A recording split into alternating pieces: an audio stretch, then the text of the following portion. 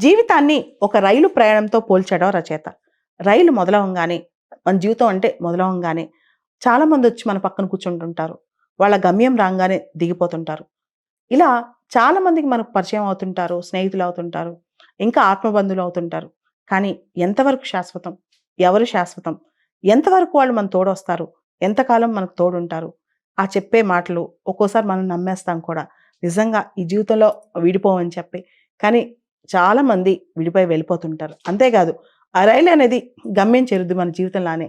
ఆ చివరి వరకు, ఆ చివరి స్టేషన్ వరకు మనతో ఎవరొస్తారు? అది చాలా ఇంపార్టెంట్. అలా వచ్చేవాళ్ళు చాలా అరుదుగా ఉంటారు.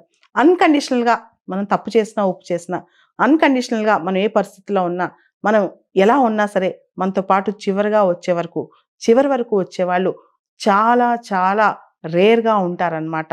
సో, ఈ మనుషుల కోసం, ఈ బంధాల కోసం చాలామంది ఓవర్ అటాచ్ అయిపోయి, ఓవర్ ఎమోషన్ అయిపోయి, లేదా ఓవర్ డిప్రెషన్‌లోకెళ్ళిపోయి, ఒక మనిషి దూరం అవ్వంగానే, లేదా కొన్ని బంధాలు దూరం అవ్వంగానే బాధపడిపోయి, కన్నీరు కార్చి, జీవితం అంతా ఆగిపోయింది. జీవితం బూడిదలో పోసిన పన్నీరైపోయిందని ఫీల్ అయిపోయి, చాలామంది ఈ బంధాల కోసం ఆరాటపడతారు. కానీ మనం ఒకటి గమనించాలి. ఒక బంధం అనేది మనం నిజంగా బిలీవ్ చేసినప్పుడు, అది రియల్‌గా ఉందా? లేదా అశాశ్వతంగా ఉందా? ఒక్కసారి ఆలోచించాలి. ఆ తర్వాత నిజంగా ఆ వ్యక్తులు మనతో పనితో వచ్చారా? లేదా నిజంగా మనమంటే అన్‌కండిషనల్‌గా వాళ్ళకి ఇష్టమా? అని కూడా మనం గమనించాలి. ఒక మహావృక్షం ఉందనుకోండి. ఆ వృక్షం కింద అనేక మంది సేద తీరుతారు.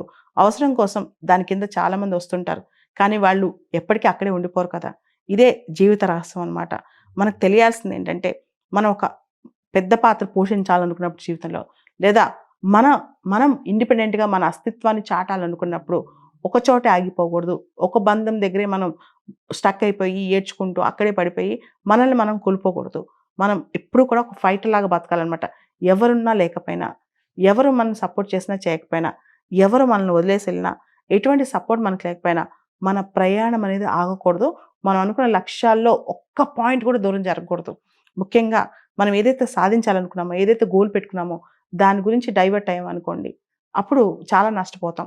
కాబట్టి అశాశ్వతమైన బంధాల మీద ఆశలు పెట్టుకోకుండా, శాశ్వతమైన మీ యొక్క ఆకాంక్షల మీద దృష్టి పెట్టండి.